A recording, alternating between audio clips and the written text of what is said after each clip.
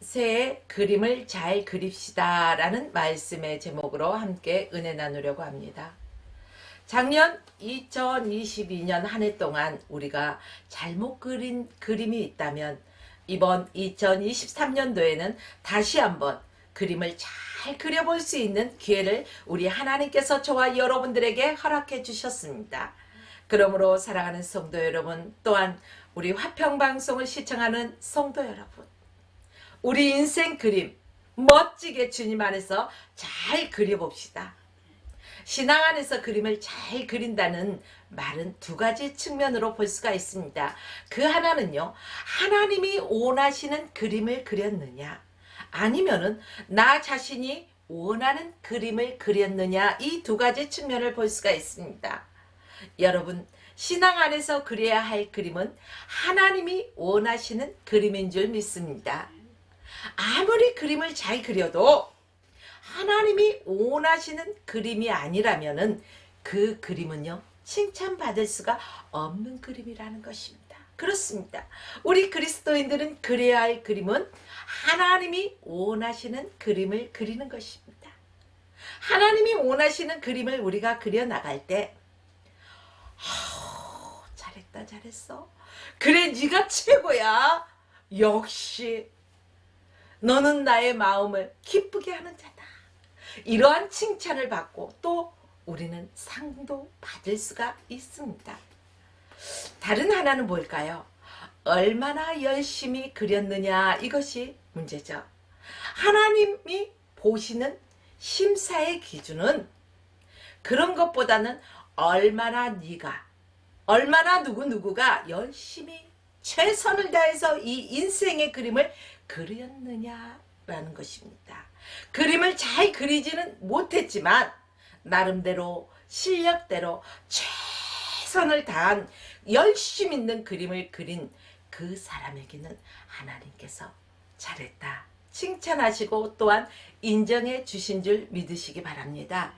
신앙의 그림에 있어서 실력은 그렇게 중요하지 않습니다. 세상에서는요, 무엇을 보죠? 실력을 봅니다.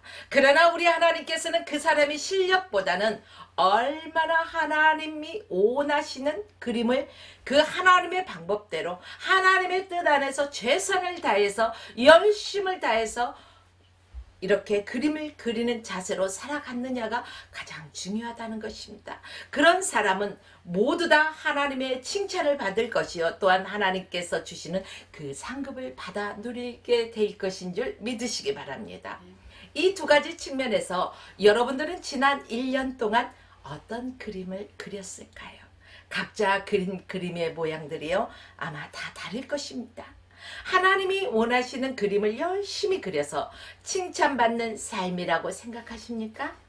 아니면 하나님이 원하시는 그림 대신에 내 그림을 그리고 거기에다가 열심히 그리지도 못하면서 또 제대로 완성하지도 못함을, 그런 그림을 그리고 있진 않았습니까? 우리 인생의 마지막 때를 살고 있던 이 사도 바울은 골로새 교인들에게 편지하면서요, 남은 날들을 어떻게 살아야 하는가를 말씀해 주고 있습니다. 우리의 인생이요, 천년 만년 불로 장생한다면 얼마나 좋겠어요. 그러나 우리는 그 누구도 불로 장생하는 사람이 없죠. 우리 인생의 때는요, 알 수가 없어요. 주님이 언제든지 부르시면 우리는 이 땅의 것을 놓고 주님 앞에 가야 하는 것입니다. 그렇기 때문에 우리의 인생 가운데 하루하루, 아니 시간 분분초초를 낭비할 수가 없다는 것입니다. 사랑하는 여러분들이요, 이 말씀을 중심으로 우리는 금년에 이 1년 동안도요, 우리의 신앙의 그림을 잘 그려서 정말로 어떻게 잘 그려야 나가야 되는지를 한번 생각해 보겠습니다. 첫째는요, 하나님은 용서하는 그림을 그리도록 말씀하고 계십니다. 본문 13절 말씀을 보면 누가 누구에게 불만이 있거든 서로 용납하고 피차 용서하되 주께서 너희를 용서하신 것 같이 너희도 그리하라, 이렇게 말씀하셨어요. 이 말씀은 우선 우리라는 존재가 용납하고 용서하며 살아갈 수 있는 존재라는 사실을 전제하고 있다는 것입니다. 여러분, 만약에 죄를 짓고 실수가 있을 때, 죄를 지을 때마다, 우리가 실수할 때마다 딱 감옥에 간다고 생각해 보십시오. 아마 그러면은 감옥에 들어가지 않고 이렇게 자유롭게 살 수 있는 사람이 몇 명이나 될까요? 그만큼 우리 사람들은 불완전한 사람으로서 실수가 많다는 것입니다. 부지 중에 범죄도 많다는 것입니다. 여러분들이요, 죄를 지면 만약에 돼지가 된다, 이런 법칙이 있다고 한번 생각해 보세요. 어디서나 전부 다 꿀꿀꿀꿀꿀꿀 아마 이런 소리가 들리지 않을까요? 그렇다면은 죄를 짓는 순간순간, 실수하는 순간순간 아마 돼지가 된다는 법칙이 있다면 사람이 과연 몇 명이나 될까? 온통 돼지뿐이지 않을까, 이런 생각을 해봤어요. 이 말은 참 우리가 성자처럼 성자처럼 살아가는 사람이 얼마나 될까? 우리는 인격이라는 이런 그 탈을 쓰고 삽니다. 아, 저 사람 인격적이야. 그런데요, 사람들이 모이는 것 같은데, 보여지는 곳에는 분명히 인격자 같은데, 보이지 않는 곳에서는 그 사람도 비인격이 나타날 때가 있다는 것입니다. 인격이라는 가면을 홀랑 벗어보면은요, 그런 모습이 보인다는 거예요. 그렇기 때문에 우리는 누가 실수를 하거든 범죄하거든 용서받아야 할 존재라는 것입니다. 저와 여러분들이 무엇을 잘해서, 예뻐서, 잘나서, 가진 게 많아서 주님께서 우리를 용서해 주셨을까요? 아니죠. 우리는 아무것도 한 것도 없는데 하나님께서 저와 여러분들을 너무나 사랑해 주셔서 그 아들 독생자 예수 그리스도를 통해서 그분을 믿기만 하면 우리의 모든 죄를 다 용서해 주셨다는 사실입니다. 죄 용서받은 우리가 먼저 타인의 그 잘못된 것들을 어때요? 들추어내야 될까요? 아니면은 덮어주고 용서해주면서 또한 그를 위해서 진정으로 사랑하는 마음으로 기도해 줘야 될까요? 사랑하는 여러분들이요, 2023년도에는 상대의 실수를, 상대의 잘못을 들추기보다는 덮어주면서 그를 위해서 오히려 기도해주는 저와 여러분이 되기를 주의 이름으로 축복합니다. 그러면 어떻게 용서하는 삶을 살 수 있을까요? 본문 12절 하반절 말씀을 보십시오. 긍휼과 자비와 겸손과 온유와 오래 참음의 옷을 입어야 된다는 것입니다. 긍휼한 마음, 또 자비한 마음, 겸손한 마음, 온유한 마음을 가져야 된다는 거예요. 옷은 형편에 따라서 또 계절에 따라서 옷이 다릅니다. 여름에는 무슨 옷을 입어요? 여름에 털코트 입나요? 밍크코트 입어요? 아니죠. 여름에는요, 시원한 옷을, 여름 옷을 입죠. 또 물속에 들어갈 때는 어때요? 수영복을 입잖아요. 산속에 들어갈 때는 어때요? 등산복을 입죠.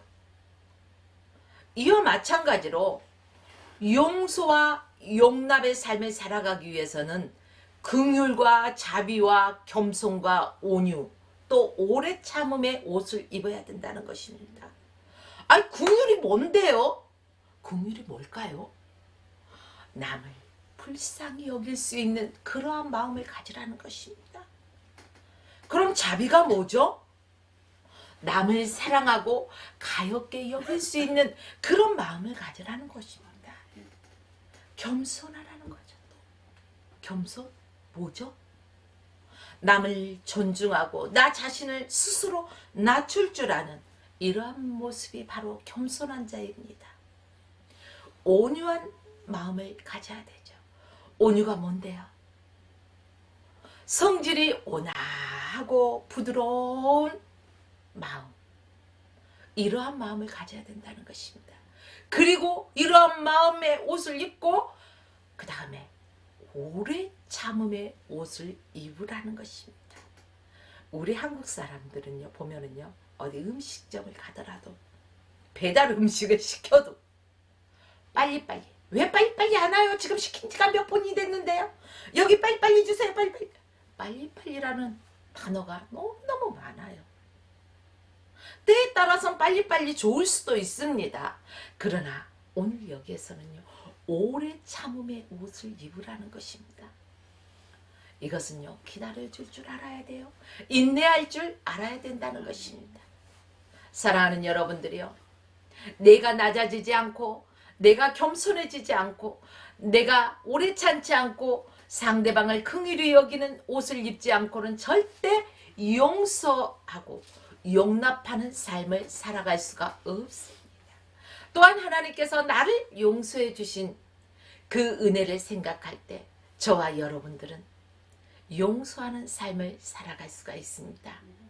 둘째는 하나님은 사랑의 그림을 그리라고 말씀하십니다. 14절에서 보니까요. 이 모든 것 조금 전에 뭐예요?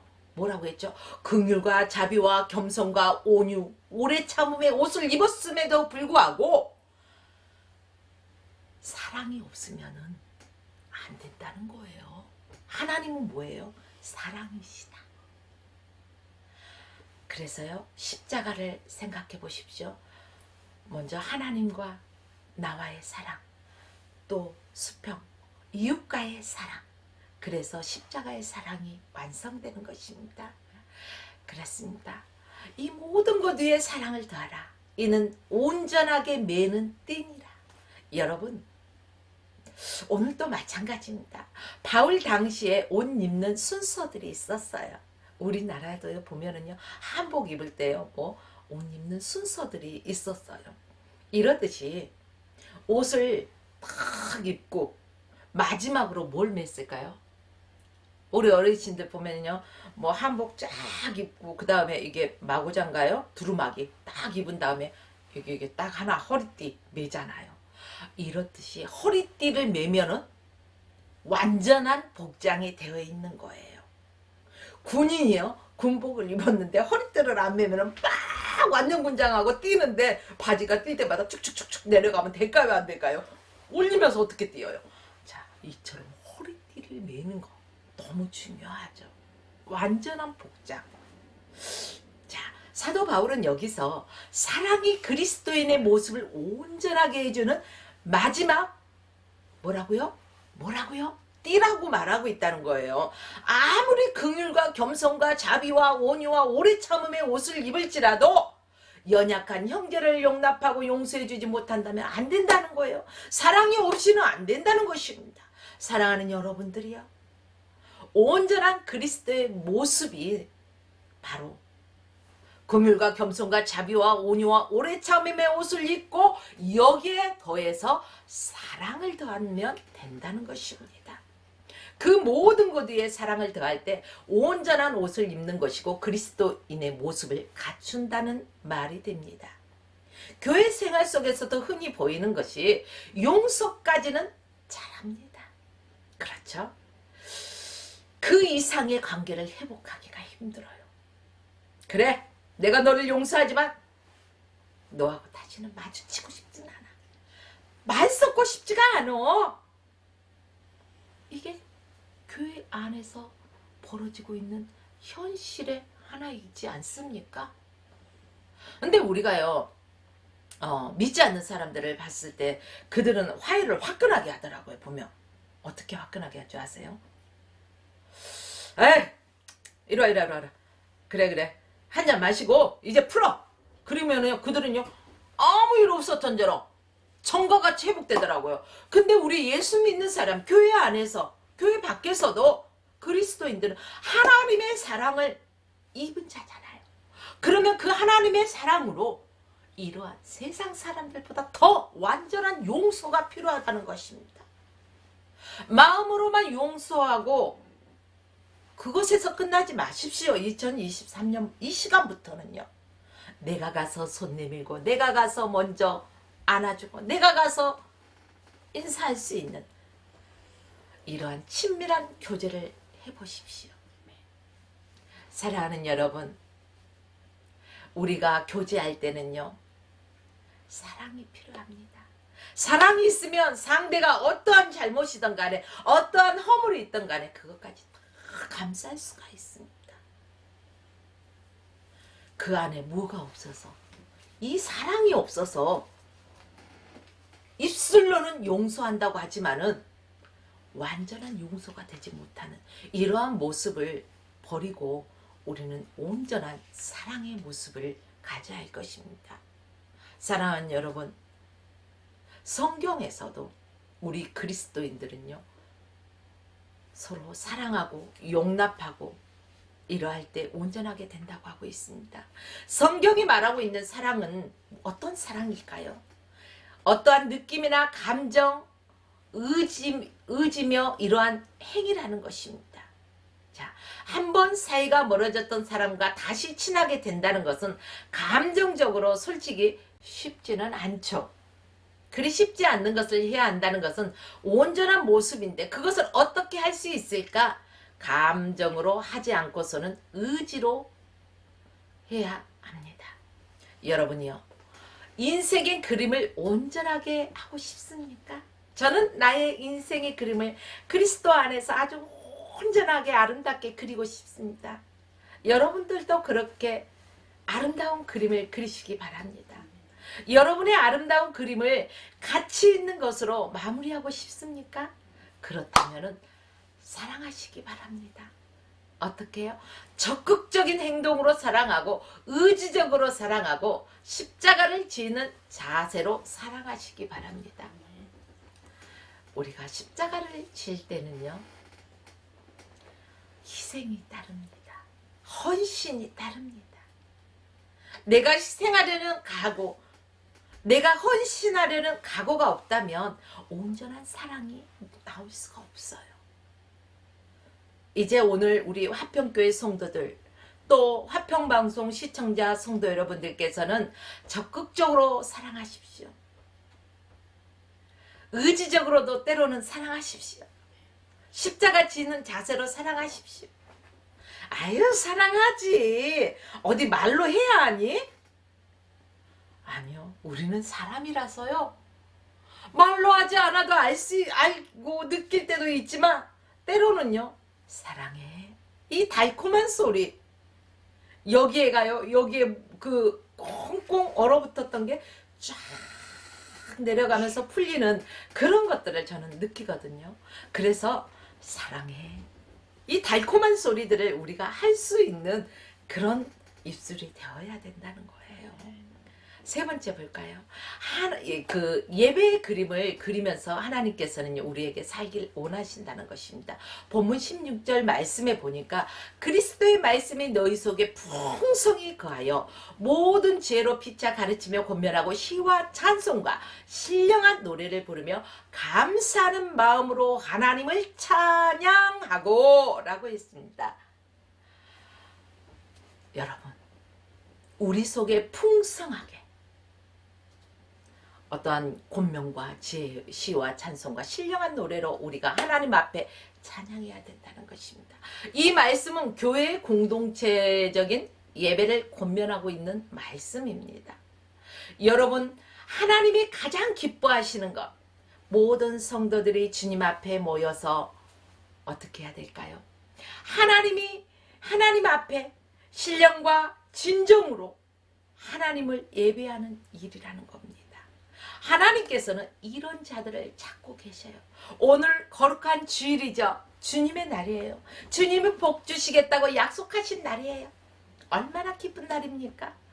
이 기쁜 날 하나님 앞에 예배하러 나왔는데 어쩔 수 없이 목사님이 나오라고 해서 나오고 전도사님이 나오라고 해서 나와서 안전은 했지만 아이고 언제 끝나나 하고 시계만 보고 있는 사람이 있습니까?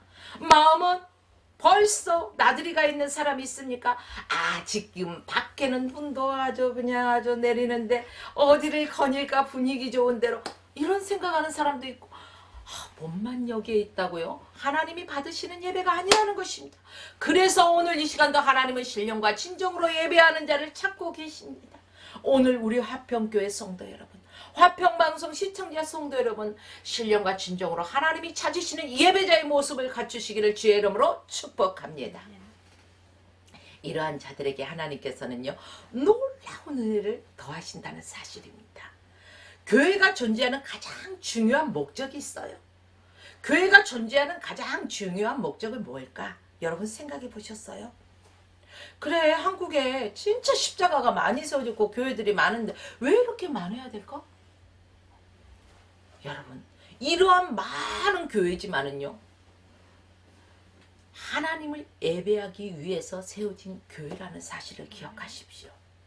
그런데 안타깝게 예배의 중요성을 자꾸만 잃어가고 감소되어 가고 있다는 사실이 너무너무 안타까운 사실입니다. 예배를 중요하게 여기지 않으니까 우선순위에서 예배가 밀려나고 사소한 일에도 예배를 빼먹고, 아유 나 오늘 우리 누구네 결혼식에 가야 돼, 아유 거기는 인정상 가줘야 돼. 하나님 앞에서 사람들과의 관계 인정 때문에 하나님의 일을 거스려서는 안 된다는 것입니다. 하나님이 먼저 최고예요. 하나님 앞에 예배하고 나서 가고, 아니면 하루 먼저 가서 축하해주고, 아니면 요즘은요 잘 돼 있어요. 뭐 코로나 시대에 살아가다 보니까요, 굳이 안 와도 식사비도 아껴주고 그냥 계좌이체 시켜주면은요, 어우 좋아해요. 자, 여러분 다시 말씀으로 돌아와서 제가 왜 이런 소리를 했어요? 예배를 소중히 여기라는 거예요. 우리 생명 얼마나 소중합니까? 생명처럼 소중히 여기는 예배를 회복하십시오. 그리고 하나님과 관계가 회복되어야 된다는 사실입니다. 사랑하는 성도 여러분, 지난 1년의 예배의 그림을 얼마나 잘 그리고 열심히 그렸습니까? 대부분 사람들이 아마 예배의 그림을 잘 그리지 못했을 것 같아요. 이 핑계 저 핑계, 코로나의 여파로 인해서 그랬었죠. 지난해 우리는 이 모양 저 모양으로 예배하는 일에 소홀히 했습니다. 그리고 이제 2023년이라는 새해가 다가와서야 예배가 얼마나 중요한가를 깨닫게 되기도 합니다. 많은 기독교 단체들에서도요, 그동안 움츠려들었던 그러한 어깨를 펴고 기독교 행사를 진행하는 것들을 볼 수가 있습니다. 그렇다면은 이제는 더 이상의 핑계를 대지 말고 예배당으로 와서 다시 하나님 앞에 하나님이 찾으시는 영과 진리로 예배하는 사람이, 우리의 각자 한 사람 한 사람이 모여서 교회의 공동체를 이루고 하나님을 기쁘시게 해드리고 하나님을 영화롭게 해드리는 예배의 공동체가 되어지기를 주의 이름으로 축복합니다. 2023년 올해도요, 중국발 코로나 사태는 쉽게 진정되지는 않을 것 같습니다. 그러기에 우리는 최선을 다해서 신령과 진정으로 예배드리는 그림을 그리겠다는 아주 그러한 다짐과 결단을 더욱 단단히 해야 합니다. 예배 없이 신앙생활을 잘할 수 없습니다. 예배 없이 하나님과 가까워질 수가 없습니다. 예배 없이 하나님께서 주시는 복을 받을 수가 없습니다. 예배를 소홀히 하여 세우는 인생은 첫 단추부터 잘못 끼워진다는 것입니다. 단추를 잘못 끼우면 옷이 어떻게 돼요? 이렇게 돼요. 보셨어요? 삐딱하다는 것입니다. 우리 인상이 삐딱하면 돼요, 안 돼요? 반듯해야 돼요. 우리가 어디에 외출을 할 때도요, 모든 채비를 하고 맨 마지막에 어디 앞에 서요? 거울 앞에 쓰잖아요. 왜 거울 앞에 쓸까요? 머리끝부터 발끝까지 점검하지 않습니까? 우리가 하나님 앞에서 하나님의 말씀으로 나를 늘 점검하고 영적으로 무장하는 삶을 살면서 예배의 첫 단추부터 잘 끼워서 정말로 하나님이 기뻐하시는 그러한 예배를 드리고 하나님이 기뻐하시는 그러한 기도하는 모습이요, 예배자의 모습이요, 이래서 우리의 삶이, 우리의 모든 일 하나하나, 우리의 발걸음이 닿는 곳곳마다, 우리의 손길이 미치는 곳곳마다 형통한 복을 받아 누리시는 우리 화평교회 성도 여러분, 화평방송 시청자 성도 여러분 되시기를 주의 이름으로 축원합니다. 아멘. 마지막 네 번째를 볼까요? 하나님을 높이는 삶을 살아가는 그림을 그리십시오. 본문 17절 말씀 보시겠습니다. 또 무엇을 하든지 말에나 일에나 다 주 예수 이름으로 하고, 누구 이름으로요? 내 이름이 아니에요. 우리 많은 단체들이 보면 내 이름이 들어갈 때가 얼마나 많이 있습니까? 그런다 오늘 보니까요, 주 예수의 이름으로 하라는 것입니다. 누구를 힘입으라고요? 주 예수를 힘입고 하나님께 감사하라고 성경에는 분명하게 기록되었습니다. 이 말씀은 우리가 살아가는 모든 삶의 영역에서 하나님께만 영광 올려드려야 한다는 말씀입니다. 성도들은 예배를 통해서 하나님께 영광 돌리는 것이 가장 우선입니다. 그것으로 끝나서는 안 됩니다. 흩어지면 각자의 삶 속에서 성도들이 하는 모든 일에 그 모든 일을 통해서요, 하나님께 영광 올리는 그러한 삶을 살아야 됩니다. 예배당 안에서 예배 드릴 때만 하나님께 영광 올려드리는 것이 아니라 예배를 끝나고 주차장에 가서도요, 저 차 빨리 안 빼고 뭐해 나 급한데, 소리치지 마시고 마음에 분내지 마시고 위에서 말했듯이 인내하시고 온유한 마음으로. 자, 여러분, 이 예배, 주일 예배만 딱 끝났다 해서 끝나는 것이 아니라 이게 연장선으로 가야 돼요. 연장선으로. 그래서 어디에? 우리의 삶의 모든 영역에 하나님께 영광 올려드리는 그러한 삶이 되어야 한다는 말씀입니다. 성도들은 예배를 통하여 하나님께 영광 올려드리는 것이 매우 중요합니다. 그렇기 때문에 우리가 무엇을 하든지 주 예수 그리스도 이름으로 하라고 성경에서는 우리에게 말씀하고 있습니다. 올 한 해의 삶도 그렇게 쉽지 않을 것입니다. 왜요? 인생에는요, 사계절이 있어요.